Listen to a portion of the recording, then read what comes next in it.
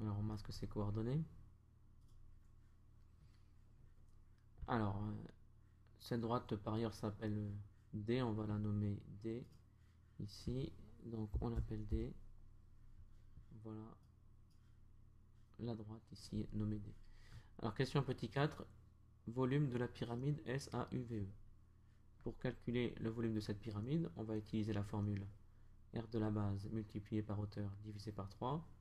On s'aperçoit dans cette pyramide que la base, c'est le trapèze AUVE, auquel on s'est intéressé, et que la hauteur, c'est SH.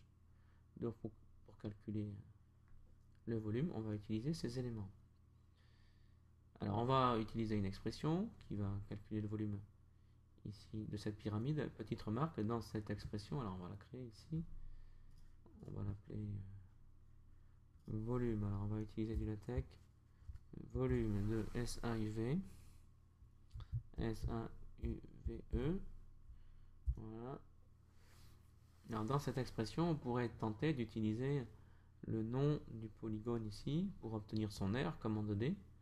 Sauf que attention, ça ne marche pas en 3D. Si on utilise le nom du polygone dans la formule ici de l'expression, ce sera l'aire en 2D du polygone qu'on va obtenir, et c'est pas ce qu'on souhaite. Donc on est obligé ici de revenir à la formule de l'aire du trapèze et d'utiliser les distances.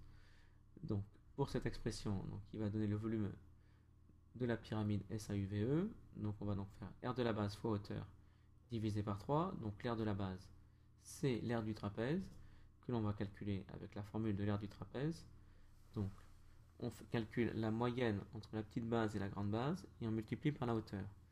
Ici, la moyenne entre la petite base, donc la petite base ce sera donc la distance, donc on va utiliser D3D, donc D3D de VU, alors V point virgule U,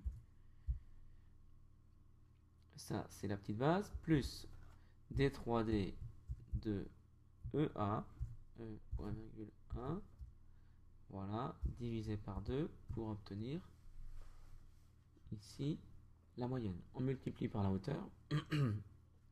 Donc la hauteur, ça correspond à la distance KU. Donc multiplié par D3D de K.U. Donc ça, c'est l'aire du trapèze.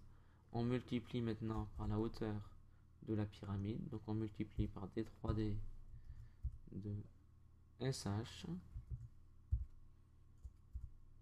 Et on divise le tout par 3 pour obtenir le volume de la pyramide qu'on peut comparer ici à la valeur théorique, donc exacte, obtenue par calcul. Donc c'est 19e. Et 19e c'est bien égal à ça. Donc on voit qu'on a bien obtenu le volume de la pyramide. Bon, la question n'était pas vraiment formulée comme ça. Elle consistait à demander si ici ce trapèze, aussi ce plan, coupait la pyramide en deux solides de même volume. Donc la réponse est non, parce que la pyramide initiale a clairement un volume de 2.